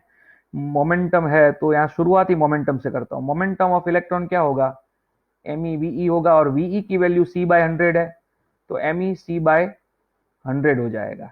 तो मुझे क्या मिला, देखो P E is equal to M E C upon 100 मिला। तो इसके ऊपर से P E upon M E C करो तो क्या हो जाएगा, 1/100 यानी 10⁻² आएगा। ठीक है, तो ये देखो ऑप्शन यहाँ पे सेट नहीं हो रहा है, पीई अपॉन एम ई सी 10⁻² आ रहा है, लेकिन चार यहाँ पे हमारे पास दो वैल्यू है, 10⁻1 एंड 10⁻4। दोनों में से कोई भी वैल्यू मैच नहीं हो रही है, इसलिए अपना आंसर होगा B. An electromagnetic wave of wavelength lambda is incident on a photosensitive surface of negligible work function. If the photoelectrons emitted from this surface have de Broglie wavelength lambda dash, then इसमें से सही क्या होगा। देखो यहाँ पे ये interesting question है, ध्यान से देखना सब लोग भाई इसको। यहाँ पे क्या दिया है, electromagnetic wave of wavelength lambda is incident on a photosensitive surface of a negligible work function. यहाँ पे इसका वर्क फंक्शन एकदम नेग्लिजिबल है। अगर वर्क फंक्शन नेग्लिजिबल होता है तो क्या होता है, आइंस्टाइन का फॉर्मूला देखो, kinetic energy is equal to H F minus five. अगर फाइव नेग्लिजिबल है तो मैं बोल सकता हूं कि काइनेटिक एनर्जी और एच एफ यानी फोटोन की एनर्जी, दोनों एनर्जी क्या हो जाएगी, सेम हो जाएगी। चलो काइनेटिक एनर्जी होती है हाफ एम वी स्क्वायर और फोटोन की एनर्जी होगी एच सी बाय लेमडा। ठीक है, काइनेटिक यहां से मुझे क्या मिलेगा, फोटोन की एनर्जी होगी एच सी बाय लेमडा। अब यहाँ पे मुझे लेमडा निकालना, देखो मैं क्या करता हूँ, यहाँ से वी स्क्वायर निकालता हूँ। वी स्क्वायर क्या होगा, ट्वाइस एच सी अपॉन एम लेमडा हो जाएगा, ट्वाइस एच सी अपॉन एम लेमडा हो जाएगा। अब यहाँ पे दोनों साइड में क्या कर देता हूँ, एम स्क्वायर से मल्टीप्लाई कर देता हूँ। तो मुझे यहाँ पे एम स्क्वायर वी स्क्वायर क्या मिलेगा, पी स्क्वायर, और यहाँ पे क्या बचेगा, 2h बाय लेमडा बचेगा। पी स्क्वायर की मुझे यहाँ पे वैल्यू मिल चुकी है, और उसके ऊपर से मुझे पी की वैल्यू मिल जाएगी which is basically under root क्या, 2m hc upon under root lambda. ठीक है, लेकिन p क्या होता है भाई, p इज मोमेंटम होता है ना, तो p इज द मोमेंटम, और मोमेंटम को अपने क्या लिख सकते हैं, देखो p is equal to H by lambda होता है कि नहीं, हमेशा याद रखना। ये p किसका आया, पहले ध्यान से सुनो। मैंने क्या किया, यहाँ पे क्वेश्चन में बोला है कि फोटो इलेक्ट्रॉन्स, सॉरी क्या बोला है, फोटोसेंसिटिव नेग्लिजिबल वर्क फंक्शन की बात है, sorry I am focusing on the word negligible work function. Surface का वर्क फंक्शन नेग्लिजिबल है, तो मतलब जो इलेक्ट्रॉन बाहर निकलेगा उसकी काइनेटिक एनर्जी और जो फोटोन अप्लाई कर रहे हैं उसकी काइनेटिक उसकी एनर्जी, ये दोनों सेम हो जाएगी, और ये दोनों सेम हो जाएगी। यहां से मैंने यहाँ पे क्या लिया, वहां से मोमेंटम निकाला। ये मोमेंटम किसका मिला, मुझे इलेक्ट्रॉन का मोमेंटम मिला। मुझे करना क्या है, इस चार ऑप्शन में से एक ऑप्शन निकालना है, और लेमडा डैश जो है, lambda dash is basically D Broglie wavelength. तो देखो लेमडा डैश अगर डी ब्रोगली वेवलेंथ है तो लेमडा डैश की जगह पे इसको जाने देता हूं। देखो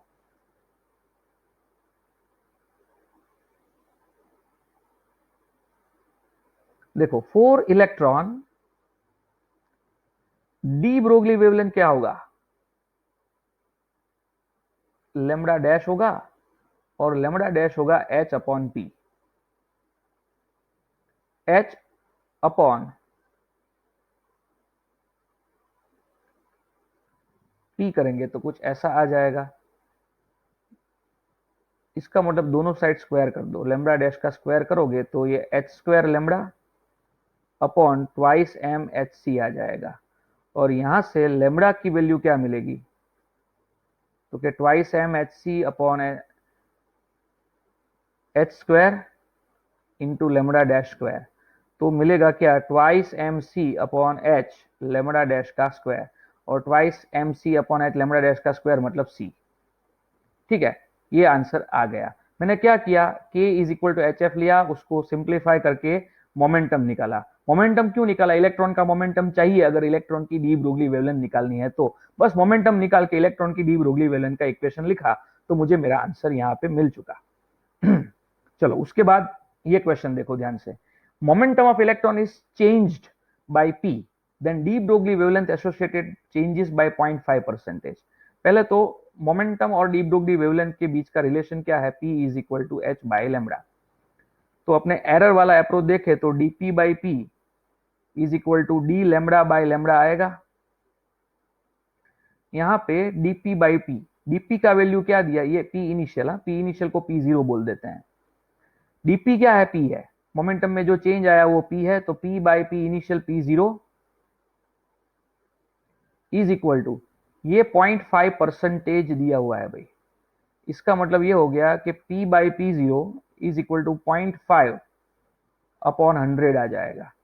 और इसका मतलब क्या हो गया, हमको यहाँ पे क्या पूछा, इनिशियल मोमेंटम p0 क्या होगा वो पूछा है, तो 100 अपॉन 0.5 p आ जाएगा।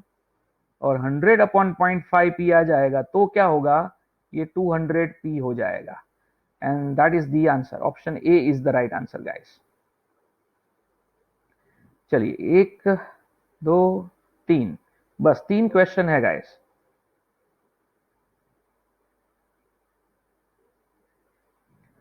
यहां पे हमारे पास 3 क्वेश्चन है, हमने ये क्वेश्चन कर दिया है। अब इसके बाद ये क्वेश्चन भी कर दिया, ये क्वेश्चन करते हैं। If the kinetic energy of particle is increased by 16 times, kinetic energy 16 time increase हो रही है पार्टिकल की। देखो यहाँ पे kinetic energy increases by 16 times, मतलब k का क्या हो जा रहा है, 16k हो जाता है। तो percentage change in the de Broglie wavelength, तो अब देखो पहले तो D Broglie wavelength in terms of kinetic energy कैसे डिफाइन किया जाता है, तो कि ये 2m k। अब नया काइनेटिक एनर्जी की वजह से नया डी ब्रोगली वेवलेंथ मिलेगा आपको, that is going to be twice m, और ये हो जाएगा 16k। 16k होने की वजह से ये हो जाएगा लेमड़ा बाय 4। मतलब देखो लेमड़ा की वैल्यू पहले लेमड़ा थी, अब लेमड़ा बाय 4 हो चुकी है, तो उसमें क्या चेंज आया भाई, तो कि 3 लेमड़ा बाय 4 का चेंज आया। एंड 3 लेमड़ा बाय 4 मतलब ये 75% चेंज आ गया। 3 बाय 4 मल्टीप्लाइड बाय 100 करके देखो 75 आ जाएगा। 3 बाय 4 इज 0.75, राइट। चलो आगे बढ़ते हैं। Electrons with de Broglie wavelength lambda fall on the target in X ray tube, cut off wavelength lambda zero क्या होगा। ठीक है, cut off wavelength lambda zero क्या होगा, इलेक्ट्रॉन है जिसकी डी ब्रोगली वेवलेंथ कितनी है, लेमड़ा, वो इलेक्ट्रॉन फॉल होता है एक्सरे ट्यूब पे। एक्सरे ट्यूब जो है उसकी कट ऑफ वेवलेंथ कितनी है, लेमड़ा जीरो है। तो ऐसी सिचुएशन में लेमड़ा जीरो क्या होगा ऐसा पूछा है, तो हमको यहां पे एक चीज तो पता है, देखो for electrons de Broglie wavelength का फॉर्मूला कैसे लिख सकते हैं, for electron de Broglie wavelength, de Broglie wavelength होगा lambda is equal to h upon P.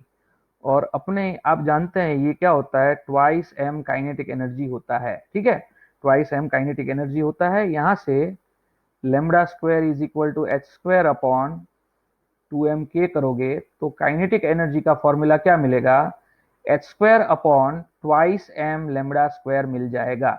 ये हो जाएगा उसका काइनेटिक एनर्जी का फॉर्मूला। ओके, अब देखो